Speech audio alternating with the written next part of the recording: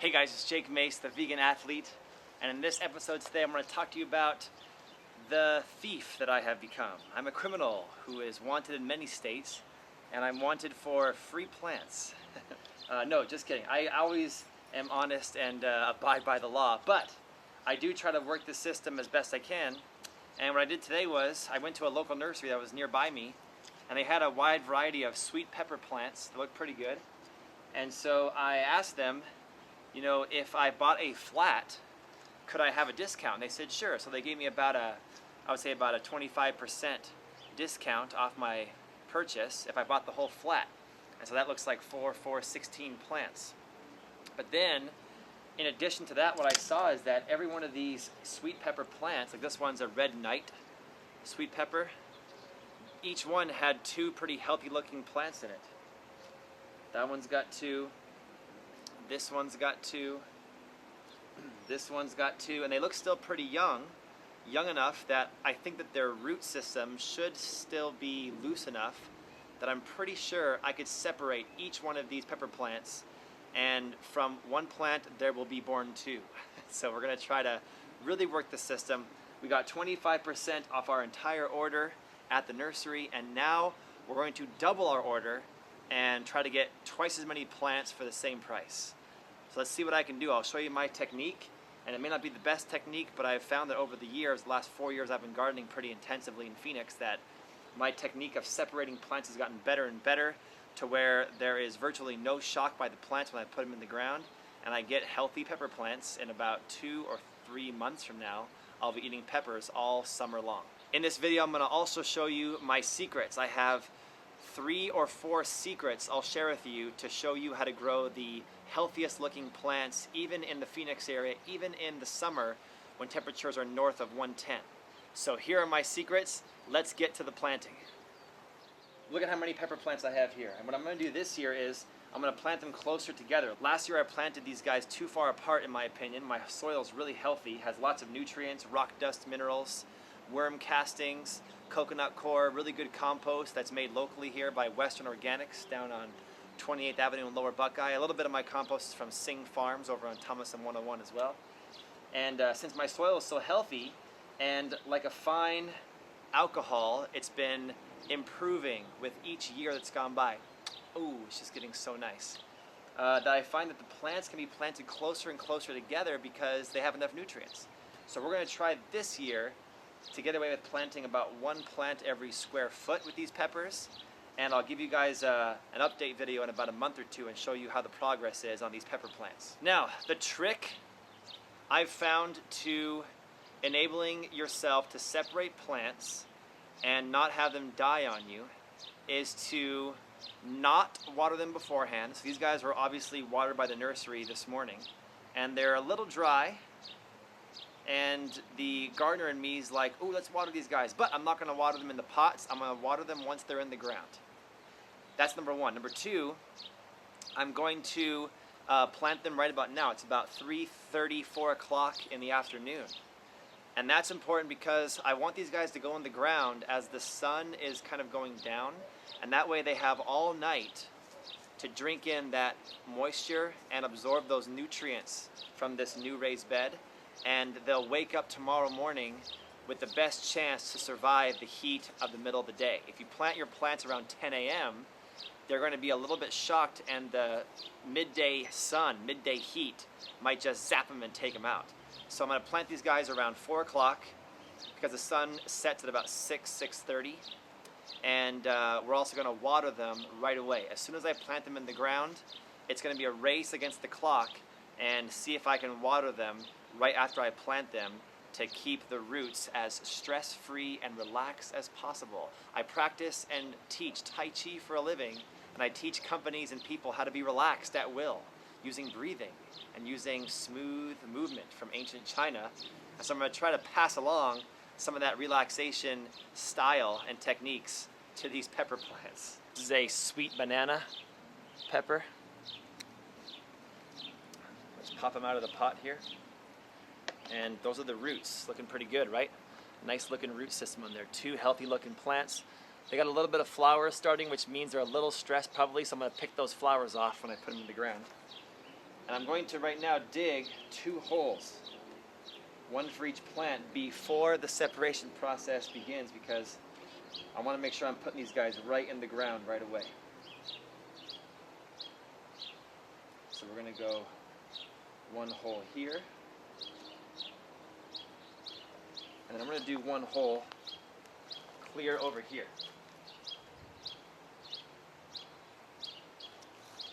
So now what I do is I hold these guys over the garden so that all the soil falls back into the garden here. And then I'm going to just kind of slowly massage the soil. My goal is to hear as little popping and tearing of the roots as possible. So I'm a patient man, I have no rush. I got nowhere else to go right now. And I'm going to try to kind of work it from the base of the plant so that I don't hurt the stem. And like Obi-Wan Kenobi, I'm going to use the force and just feel it. Feel it, baby. Feel it. See if I can. These guys are kind of tough. They're kind of really intertwined here.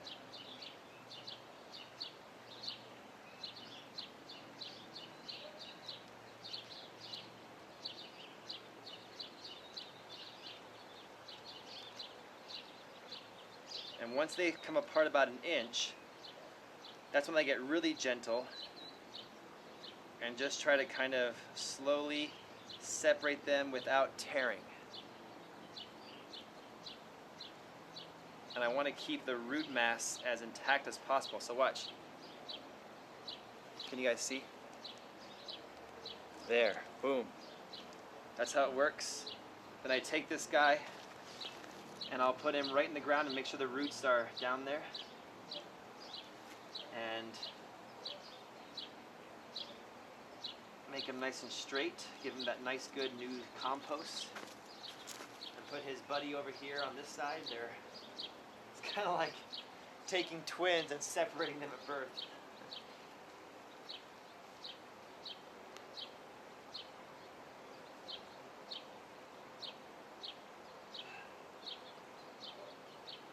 And I got both plants in there looking pretty good. So now if you really want to be good to your plants, I'm not going to make these 2 guys wait while I plant the other ones. I'm going to water them right now. A little bit of light water. I don't want to water too hard to crush the plant, so a little bit of light water, because that'll keep the roots cool and minimize the shock that the plant will go through.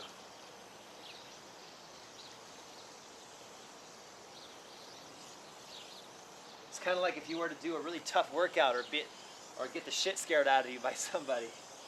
You might get a drink to calm yourself down. You know what I mean? For some of you, that might be a drink of wine. Some of you might be like a drink of coconut water.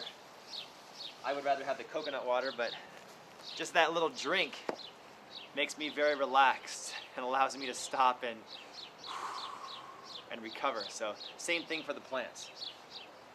Okay, I'm going to get to separating all these guys, and I'll meet you guys back here in 5 minutes, and I'll show you the final 3 steps that are extremely important to do after the planting happens. The first really important thing to do as you're planting these plants is to have a planting companion who is soft and fuzzy.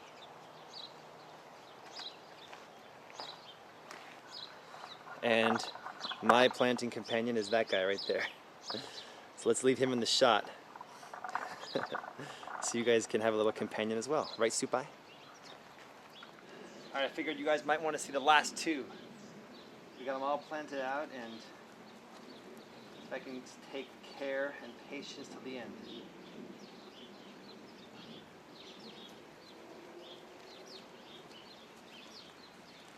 This one's separating nicely. Perfect. I'm going to pack these guys in here this time. So I'm going to put one right here.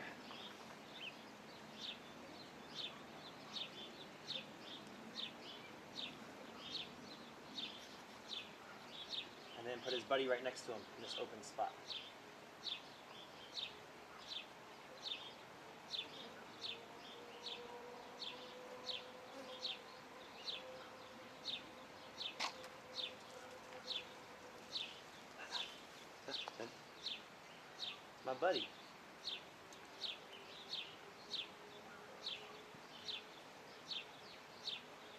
definitely go to the Arizona Cattle Dog Rescue. It's who we rescued Supai from, is the Arizona Cattle Dog Rescue. Check them out at, I think it's arizonacattledogrescue.org. I'll flash the link to their website across the screen right now. Remember how I told you there's a few things we must do at the end, like 2, 3, or 4 things we must do? Let's get to it right now, and let's do those things. First, hit these guys with some water. Oops, sorry, Supai. They don't like the hose.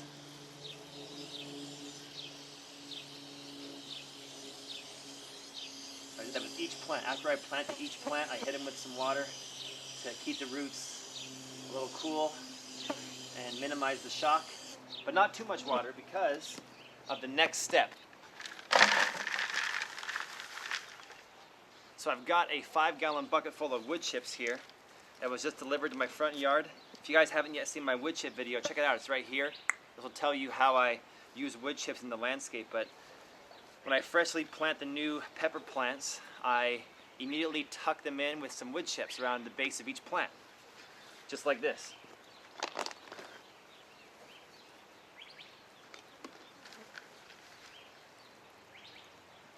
And that way, it's going to prevent the moisture from evaporating out of my raised beds. It's also, as the wood chips break down, it's going to give a lot of nutrients to my plants in the form of that humus that's created as the wood chips break down. It's also going to cause a explosion of microbial action under the soil. I'm not saying this is the way to garden in every place in the world. If you were in a more humid and rainy climate, like where I was born in British Columbia, I was born in Cranbrook, British Columbia, and I grew up in Richmond, Vancouver, British Columbia, I probably wouldn't use the wood chips like this because it might be too moist and give the plant some rot. But guess what? I'm in Phoenix, Arizona, baby. It's the desert. So we got a garden for the desert. It's being the ultimate locavore. Gardening from my area, got the wood chips sourced from my area, and you should garden for your area.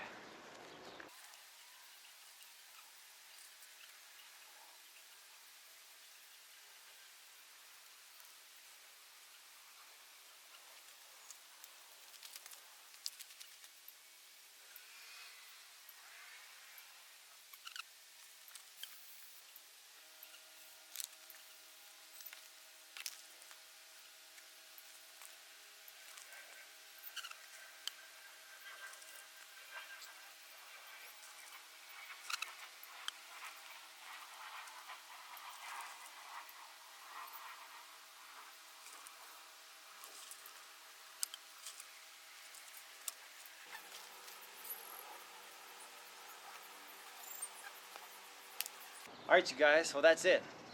There's one more step left. It's probably the most important step, maybe tied for the most important step with the wood chips. And that's to water these plants. We have to water them right now. It's about 5 o'clock. A little overcast today in Phoenix, which is kind of rare, but perfect timing. That way we water these guys, and they'll have all night to go and just breathe it out, you know what I mean? And what I'm looking for is that I really want to make sure that each plant stays perky and nice. When I first started trying this, I had a whole bed full of plants that were all drooped down 5-10 minutes later. So if you see your plants drooping down, it means you're a little too harsh and you may not have watered them right away. And so I find that the droopiness tends to put them into shock, and then you got about a week or 2 of time before the shock gets back to square one again, so you kind of lose about a half a month. So the plant will still make it if you take care of it, but so far I got no droopiness. Everything's perky and nice, and let's give them a little bit of a drink and then admire our incredible work.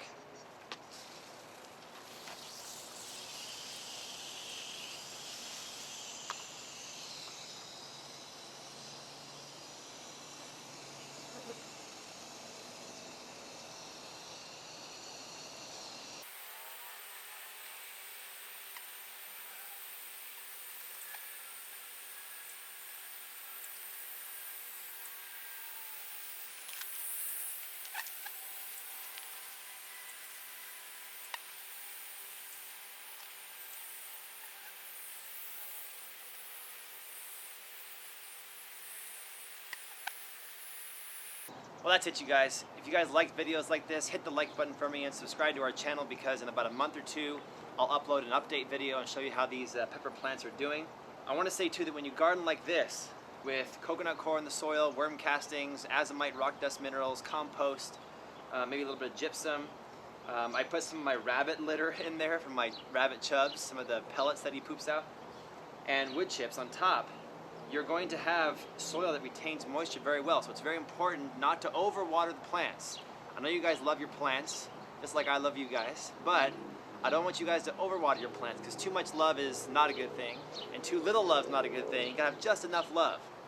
So give your plants just enough water, and right now it's the beginning of March, like the first week of March here in Phoenix, Arizona, and it's 85 degrees today. This weekend will be in the 90s. And so I would say I water these guys about once every other day. So once every other day. When it gets into the mid to upper 90s, I'll go every day, and I'll keep doing once a day through the summer. But I never really water more than once a day, and that's the beauty of wood chips on top. It really helps a lot. And if you guys, I got into this gardening thing to save money because I was a vegan, and I've been vegan since I was 19 years old, and I wanted to eat as cheaply as possible. So I'm always up for doing things like this, separating the plants out and getting the best value I can for my money. And if you guys garden like this, I hope that everybody out there can find out how many pairs of pepper packs that patient people can plant. I'll see you guys back here next time.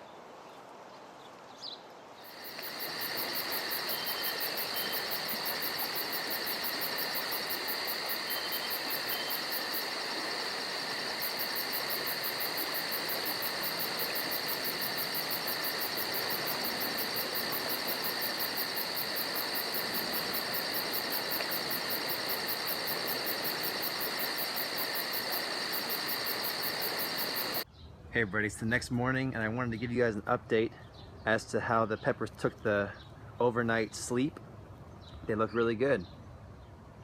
Each one looks perky and delicious and no drooping at all. What I'm going to do is I'm going to take each pepper plant and do this kind of stuff. So see like the little flowers in there that have started to form? The Jake Mace of 2 or 3 years ago would have been like, yes, flowers, let's leave those things. I'm gonna dominate the pepper market. But now I know that these peppers will grow all summer long, so there's no rush in getting the flowers on. And actually any flowers here will keep the plant small, and over the next couple months will actually make fewer peppers bloom off the plant. So if I pick off these flowers right now, even though they're cute and nice, then I will have plants that will grow bigger, because it will send all that energy into the leaves, and ultimately I'll have more peppers as the summer approaches. Looking really good. Newly planted beds always look the best, don't they?